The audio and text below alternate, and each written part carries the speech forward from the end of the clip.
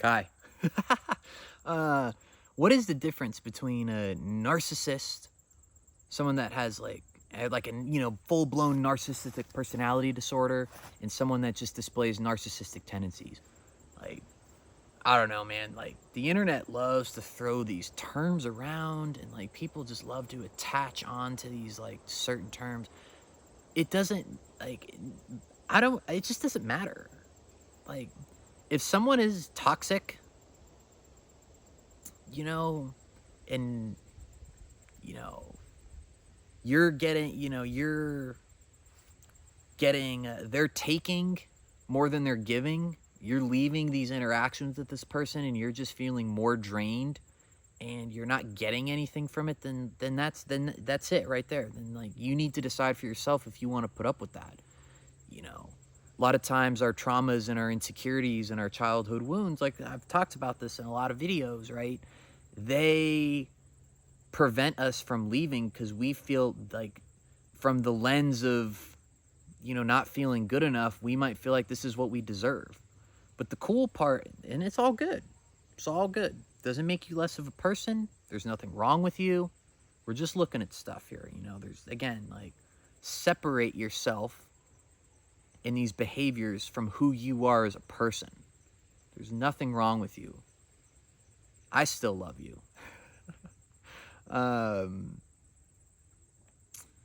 But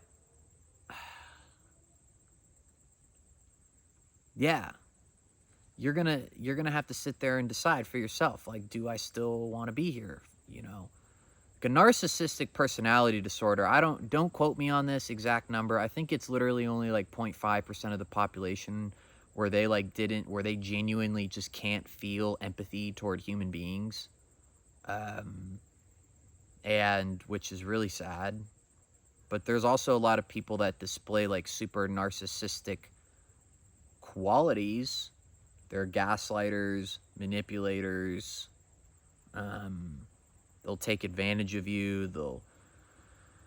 What is that super annoying thing? That super funny thing that some toxic people do? Triangulation.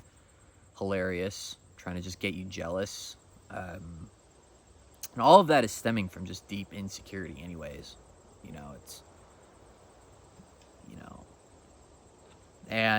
But there's many more ways that you can be taught, I guess so-called like not healthy, if you're, using emotional contracts. I've talked about that in another video. Like, you need to check yourself if you're doing any of this stuff, right? Sometimes it goes unnoticed for years. Like, I remember, like, one of the most humbling things that I've ever experienced is like, look, I've been doing introspection and on, the spiritual path, for a fucking long time.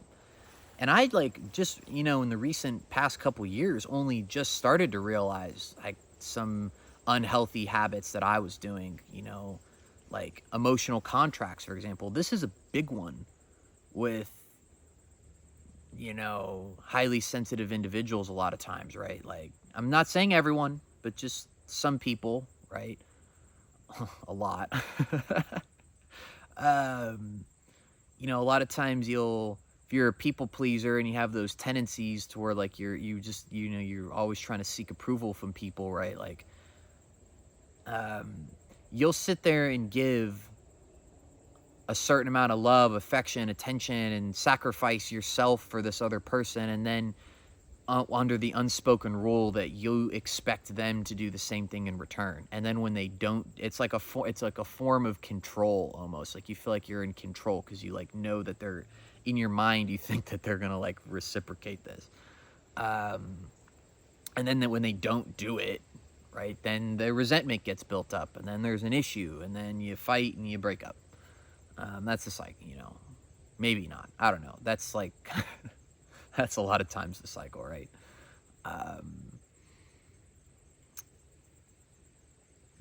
The point of it all is like, once you, and I've said this before in other videos, like, once you begin to heal, right, and realize that it's okay to prioritize yourself and it's okay to make your needs important. I'm not saying don't be an asshole, don't be manipulative, don't be taking advantage of people, but just putting yourself first. You know, when you need to, right? You need to, you need to discern, is it doing, can I, need to put myself first sometimes. You might look at you might do some introspection and be like, man, like, I'm going from being like super people pleaser, never putting myself first, saying like, oh man, like I just put up a boundary because I wasn't comfortable with that, or I, canceled those plans, or I like voiced my concerns and that like upset the other person. Maybe I'm the toxic one,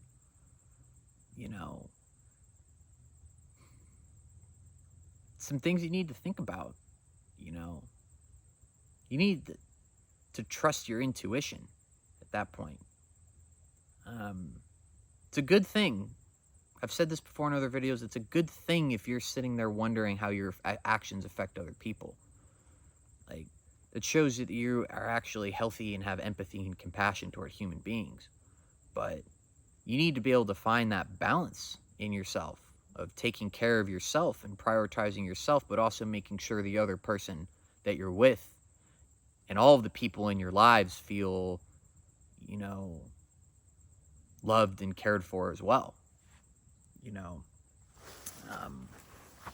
I like, I'm trying to think of like an example, right? Yeah, I can't think of one right now. It's just not like coming to me. Like, say, and there's like a big difference between the two, right? There's a big difference between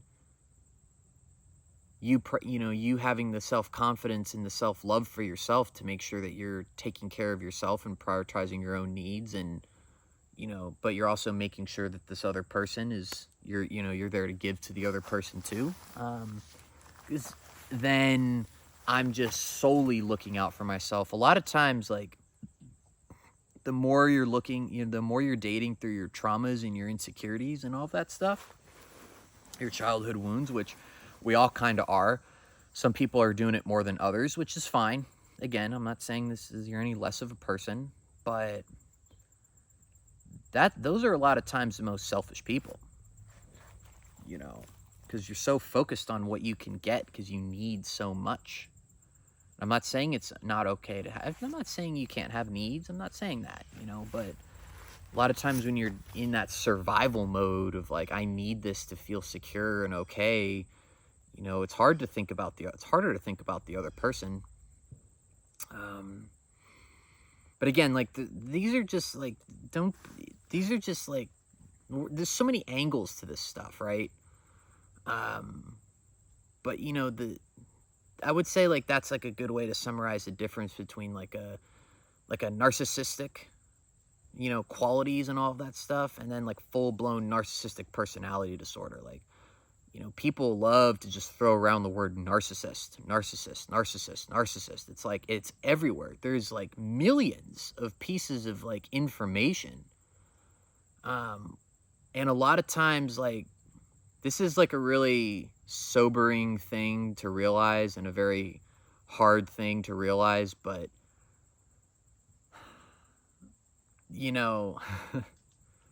a lot of times we love to just say that the other person was a narcissist when they just, anytime something didn't work out. And I had noticed with myself that was a way for me to avoid accountability in myself. We got so mad, I used to get so mad at people at people that would avoid accountability in relationships. Like, I think that's a super toxic trait, right? But that was my own way of like avoiding my own accountability, was just like, anytime something didn't work out, oh, they were a narcissist, and now like I don't have to do any work on myself because I was just dating a toxic person. They were a narcissist. So not everybody is a narcissist. And I know like this might be like hard to hear, right? But I think it can be a really hard, beautiful thing when you accept that, like, not everybody is a narcissist, and yes, the relationship probably didn't work out for a reason. I'm not saying they weren't still toxic and they weren't still like negative, right? I'm not saying that. And it's okay. Like, none of us are perfect, but and they didn't, you're not valid for some of the reasons that you were so upset by them, but I'm just saying not to avoid your own accountability as well. Like, just don't avoid your own accountability.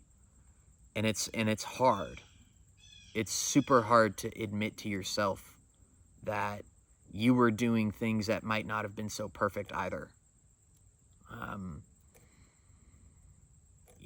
don't know. This channel is not like, I like to post fun, it's good fun videos and introspect, and good videos and stuff, but that's like, if you're really truly trying to change and really truly trying to balance yourself and become, I guess, what you would call empowered, where you still have those empathetic, really highly compassionate and sensitive qualities, where you're thinking about other human beings when you're making decisions too, but you also have that understanding that you need to take care of yourself and prioritize your own needs too, and have that inner strength to almost step away from that sometimes.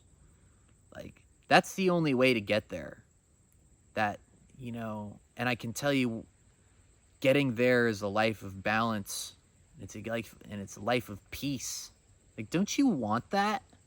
Isn't a little uncomfortableness and suffering, going through the fire and taking ownership of yourself, worth inner peace and attracting human beings into your life that lift you up, build you up? They're not gonna maybe, I don't know. They're going to lift you up and build you up. They're going to make you feel good, and you're going to do the same for them because you're healthy enough to do it. A lot of people want the healthy, perfect partner and stuff, but aren't ready for it. Are you ready for that? The post-therapy, the post-therapy relationship, but you haven't gone through the therapy yet. So how are you going to be able to truly appreciate a post-therapy person? But the cool part is you can start now, and there's nothing wrong. There's nothing wrong with you with any of this stuff. It's just, we all you're never not done working on yourself. You're never not done working on yourself. Anyone that sits there and tells me they have it all figured out is cool, man. I'm taking notes,